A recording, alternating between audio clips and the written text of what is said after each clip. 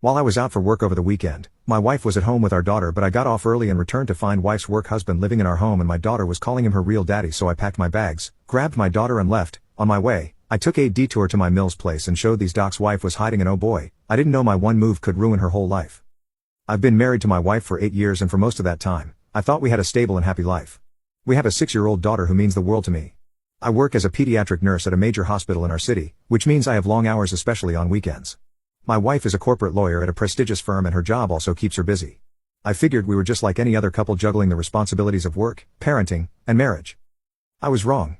3 weeks ago, my entire life was turned upside down. It started on a Saturday when I was scheduled to work a 12-hour shift. Due to some staffing changes, I was released early, which was a rare treat. I didn't tell my wife I'd be home early, thinking I'd surprise her and our daughter. Lately, my little girl had been asking for more daddy time, and I was excited to spend the extra hours with her. When I pulled into the driveway around 2 p.m., I noticed an unfamiliar car parked in front of our house. I didn't think much of it at first.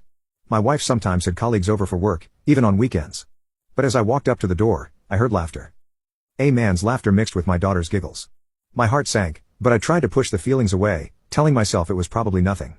I opened the door, and what I saw made my stomach drop. There was a man probably in his early 30s sitting on the floor with my daughter. They were surrounded by her toys, and he was wearing my apron like he had been cooking. My wife was sitting on the couch looking relaxed, as if this was a normal Saturday afternoon for them. But it wasn't normal, not for me. My daughter ran over to me, but instead of her usual, "Daddy," she said something that hit me like a punch to the gut. "Look, real daddy is teaching me how to build a robot." She was talking about this man, this stranger, as if he was her father. I stood there in shock, my mind racing to catch up with what was happening. My wife jumped up, clearly caught off guard by my arrival. She stammered something about how Sam, yes Sam, her so-called work husband, was staying with us temporarily because of issues with his apartment. She mentioned water damage and insurance problems, but I wasn't really listening. All I could focus on was the scene in front of me. My daughter, who I loved more than anything, was acting like this man was part of our family. Then I saw the suitcases. They were half hidden behind the couch, but I could see enough to know what was going on. These weren't suitcases packed for a short stay. They were unpacked with clothes spilling out. Men's clothes, Sam's clothes. He wasn't just visiting, he was living in my home. I felt like I was in a fog. I don't even remember what I said next, but I know I walked upstairs to our bedroom, grabbed a suitcase and started packing my things. My wife followed me trying to explain, but her words barely registered. She kept saying I was overreacting, that Sam's situation was temporary, but nothing made sense to me anymore.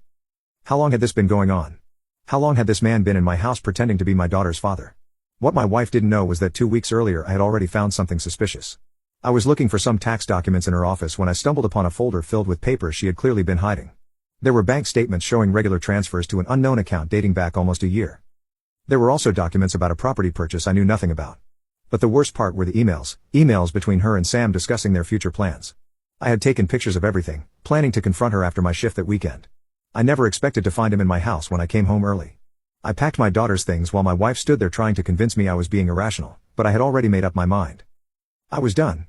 I couldn't stay in a home where my wife had been living a double life, and I certainly wasn't going to let my daughter be a part of it either. My daughter was confused, crying as I got her into the car. She kept asking why we couldn't stay with real daddy any longer, and each word felt like a knife in my heart. How had this happened? How had my wife allowed this man to become so close to our daughter that she didn't even know who her real father was anymore? I didn't go far at first. Instead of heading to the hotel like I had planned, I drove to my mother-in-law's house. She and I had always had a good relationship, and I needed someone to talk to. I also knew that she had gone through something similar with my wife's father years ago. When I arrived at her house, I broke down and showed her the documents I had found. I showed her the bank statements, the property purchase agreement, and the emails between my wife and Sam. Her face went from shock to anger as she looked through the papers. Then she told me something that made everything worse. The property my wife had bought with Sam wasn't just any property.